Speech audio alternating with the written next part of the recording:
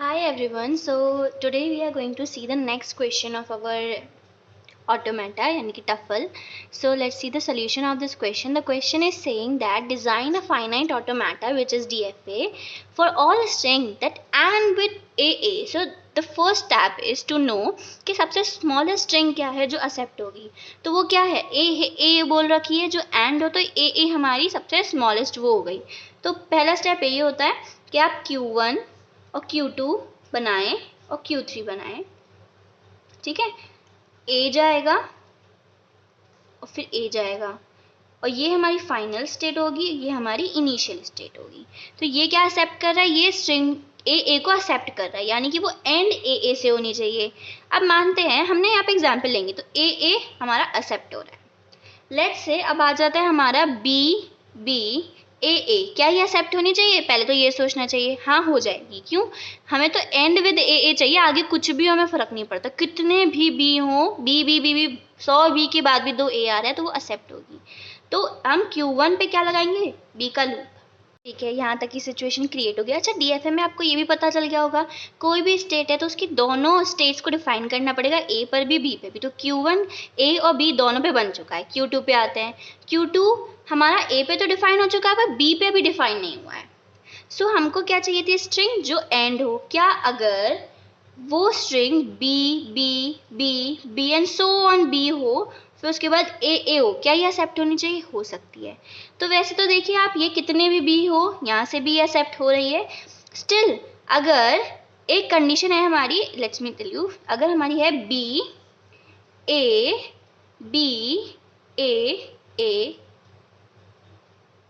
ठीक है, ये एक्सेप्ट होनी चाहिए. देखिए बी ए और बी हम इसके ऊपर लगा दें, फिर ए और ए, क्या ये एक्सेप्ट होनी चाहिए? हो जाएगी. ठीक है, ये एक्सेप्ट हो जाएगी. तो ये देखिए यहाँ पे हमने यहाँ पे बी बना दिया. अब हम Q3 पे आते हैं. अभी हम वेरीफाई करेंगे. अभी Q3 पे आते हैं, इसका ए भी डिफाइन नहीं है, इसका बी भी डिफाइन नहीं है. अभी हम इसको दोनों डिफाइन करने हैं. अच्छा, हमको ये पता चल गया ए से एंड होनी चाहिए. तो अगर मैं यहाँ पे एक और ए लगा दूँ, अगर ट्रिपल ए बहुत सारे ए भी हुए लेट से, तो क्या स्ट्रिंग एक्सेप्ट होनी चाहिए? होनी चाहिए. तो इसीलिए हम कितना भी बड़ा लूप लगा सकते हैं ए का, मतलब ए कितनी बार भी आया एक्सेप्ट होनी चाहिए स्ट्रिंग. अब Q3 के बी की बात होती है. ठीक है, अब देखे जरा, अगर वो होगी, एक स्ट्रिंग मिलती है हमको ए बी ए, क्या ये एक्सेप्ट होनी चाहिए? होनी चाहिए. तो देखो ए, अगर हम बी लगा दे Q1 पे, फिर ए एक्सेप्ट होनी चाहिए? हो जाएगी. बी ए एक्सेप्ट हो जाएगी. अब हम देखते हैं, ये हमारा बन चुका है फाइनल डीएफए. इसकी ट्रांजिशन टेबल आप बना लीजिएगा. अब इसका हम ये चेक करते हैं कि कौन सी एक्सेप्ट नहीं होनी चाहिए. हम वो लेते हैं, क्या बी ए एक्सेप्ट होनी चाहिए? नहीं होनी चाहिए. तो देखते हैं बी ए, फिर से बी क्या ये एक्सेप्ट हो रही है? नहीं हो रही है. तो ये एक्सेप्ट नहीं हो रही है, यानी कि आप ऐसे और ट्राई कर लीजिएगा, हिट एंड ट्रायल, थोड़ा साइड में देख लीजिएगा, ये पता चल जाएगा कि बन रहा है हमारा डायग्राम कि नहीं. तो पहला क्वेश्चन हमारा यहाँ पे सॉल्व हो चुका है. इसकी ट्रांजिशन टेबल और बना लीजिएगा. अब हम नेक्स्ट क्वेश्चन देखते हैं. द क्वेश्चन इज आस्किंग, एक ऐसा फाइनाइट ऑटोमेटा को डिज़ाइन करो जिसमें सारी स्ट्रिंग, जो भी स्ट्रिंग्स है उसके अंदर ए एज अ सब स्ट्रिंग हो, यानी कि पूरी स्ट्रिंग में कहीं पर भी ए आना चाहिए, मतलब दोनों ए कंजिक्यूटिवली आने चाहिए. जब भी आपको ये बनाने को बोला है, सबसे पहले हमको स्टार्ट करना होगा. सोल्यूशन देखते हैं इसका. सबसे पहले हमारी जो सबसे स्मॉलेस्ट वो हो सकती है स्ट्रिंग, वो है ए. तो for that Q1 Q2 Q3 हम 3 स्टेट्स बनाते हैं. ए जाएगा, पहला ट्रांजैक्शन ए से होगा, दूसरा ट्रांजैक्शन यहाँ पर भी ए से हो जाएगा. ठीक है, ए ये इनिशियल स्टेट हो जाएगी और ये फाइनल स्टेट हो जाएगी. बी की बात करते हैं. अब इसका हमने ए तो डिफाइन कर दिया, अब Q1 का हमें बी डिफाइन करना होगा. हम ना ये धीरे धीरे करेंगे. सबसे पहले ए हमारी एक्सेप्ट हो गई. क्या बी ए एक्सेप्ट होनी चाहिए? तो हाँ, होनी चाहिए. ठीक है, तो उसके लिए हम क्या कर सकते हैं, बी का लूप लगा सकते हैं इधर.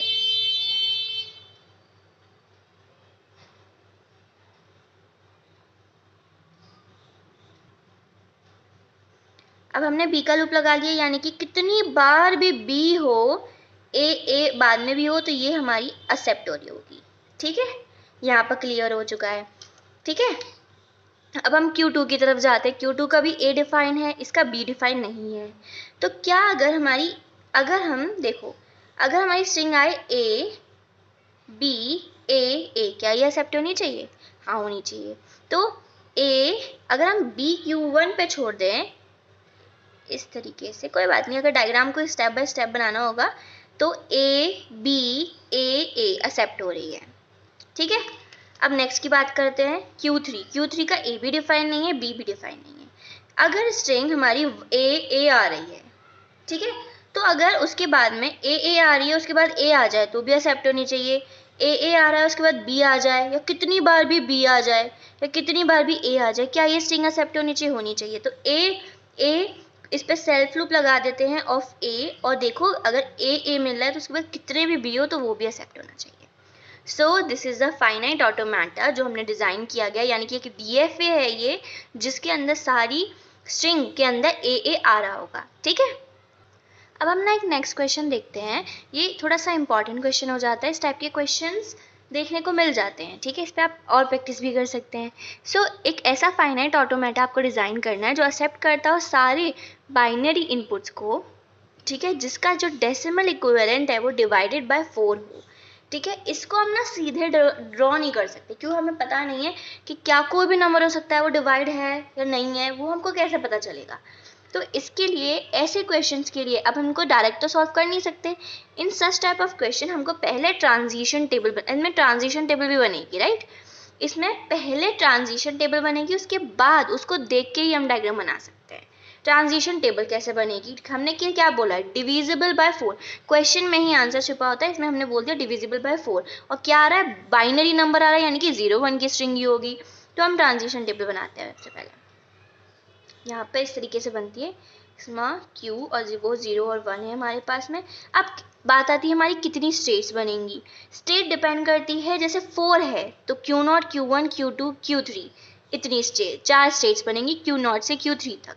अगर 5 होता तो Q0 से Q4 तक। समझ में आया?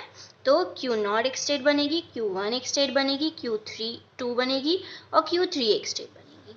अच्छा, अगर ऐसे करके आता है यानी कि इसका मतलब है इनिशियल स्टेट, और अगर स्टार्ट बनकर आता है तो फाइनल स्टेट होता है। ऐसे स्टार बना हुआ होता है, अगर स्टार बना हुआ है तो फाइनल स्टेट, अगर डबल सर्कल हो रहा है तो फाइनल स्टेट, ठीक है। अब क्या करते हैं हम लोग?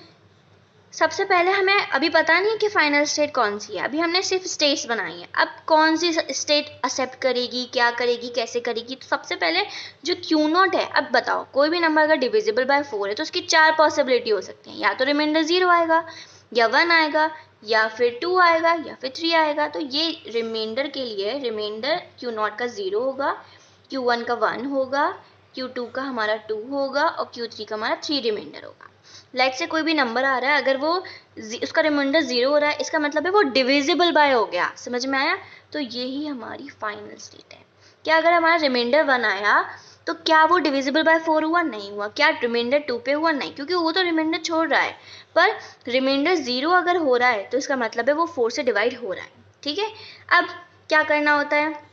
हमारे पास एक फॉर्मूला होता है, वैल्यू निकालने का फॉर्मूला क्या होता है? 2। यहाँ पे 2 का क्यों आया? क्योंकि 2 बाइनरी नंबर था। Binary number 2 into old remainder, जो भी ओल्ड रिमाइंडर है,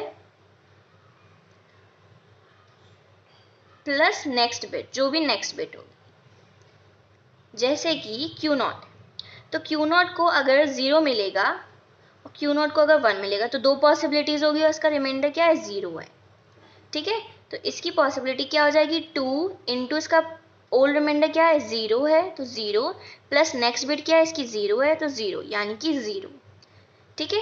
यहाँ पे क्या हो जाएगा? और 0 कौन दे रहा है हमको? Q0 दे रहा है, तो Q0 0 पर Q0 पे जा रहा है।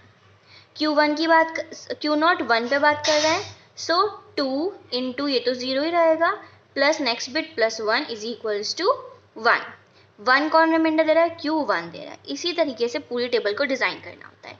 Q1 में अगर 0 जाएगा, Q यानी कि हम ऐसे सॉल्व करते जाते हैं। इसके लिए करें तो 2 इंटू 1 प्लस 0 यानी कि 2, एंड 2 इंटू 1 प्लस 1 यानी कि 3, यानी कि यहाँ पे आएगा हमारा Q2, यहाँ हमारा आ जाएगा Q3। इसी तरीके से इधर करेंगे चलिए तो देखते हैं, 2 इंटू 2 प्लस 0 यानी कि 4 आ रहा है, 4 से डिविजिबल बाय है तो यहाँ पे क्यू नॉट आ जाएगा, ठीक है। 2 इंटू 2 प्लस 1 की बारी करते हैं तो 5 आ जाएगा, ठीक है। तो 5 के लिए बात करें तो 1 रिमाइंडर बचेगा, अगर 5 को 4 से डिवाइड करोगे तो 1 रिमाइंडर बचेगा, तो Q1 इधर आ जाएगा। सिमिलरली यहाँ पे Q2 आ जाएगा, यहाँ पे Q3 आ जाएगा, ठीक है। इसको टेबल बन गई। अब टेबल बनाने के बाद में क्या डायग्राम बनाना आसान है? काफ़ी आसान है। अब बनाते हैं। नहीं, यहाँ तक तो देख लिया था, इसके बाद हमें डायग्राम ड्रॉ करना था।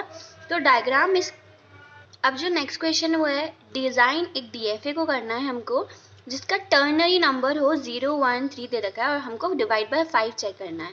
तो टर्नरी के लिए हमारे पास 3 into old remainder plus next bit का फॉर्मूला लगेगा। उसका सोल्यूशन भी देख लेते हैं हम लोग। वो इसका ये सोल्यूशन, सबसे पहले हमारी ट्रांजिशन टेबल बनेगी। ट्रांजिशन टेबल 4 से डिवाइड हो रहा है तो हमारे 5 से डिवाइड हो रहा है, तो Q0, Q1, Q2, Q3, Q4 ये पॉसिबिलिटीज होंगी। रिमाइंडर 0, 1, 2, 3, 4 जैसे प्रीवियस क्वेश्चन देखा बिल्कुल वैसे ही। इनपुट हमारे पास 0, 1, 2 है, उन पे आपको उस फॉर्मूले में लगा लगा के सारी स्टेट्स को क्रिएट कर देना है। उसके बाद में आपको ये डायग्राम बना लेना है। आप एक बार देख लीजिए और उसको आप एक बार चेक कर लीजिएगा खुद से बनाकर, ठीक है। उसके बाद में हम एक और क्वेश्चन देखते हैं। डिज़ाइन करना है एक DFA for all string containing even a's and odd b's, ठीक है। 0 A और B और Q0, Q1, Q2, Q3 चार पॉसिबिलिटीज होंगी। क्या होगी? जैसे हमारी DE में होता था 0, 0, 0, 1, 1, 0, 1, 1, सेम यहाँ पर होगा even even, even odd even, odd. तो A B के साथ में आप इसको समझ गए होंगे हमने कैसे पॉसिबिलिटीज बनाई। अब सबसे पहले हम Q0 के लिए देखते हैं। Q0 को जब A पर Q0 को अगर A मिलेगा, इवन A थे और उसमें अगर एक और A दे देंगे तो क्या होगा? ऑड A हो जाएगा, इवन B रहेगा। और अगर हम Q0 को B देंगे तो इवन A रहेंगे, पर इवन B में अगर एक और एक B को ऐड कर देंगे तो वो क्या हो जाएगा? ऑड B हो जाएगा। सिमिलरली फॉर Q1 इस तरीके से हमने वो बना लिया। उसके बाद डायग्राम हमारा क्रिएट हो गया है, ठीक है। आई होप यहाँ तक आपको सब समझ में आ गया होगा। नेक्स्ट में हम और क्वेश्चंस देखने जाएंगे। अगर आपको कोई प्रॉब्लम हो तो लेट मी नो।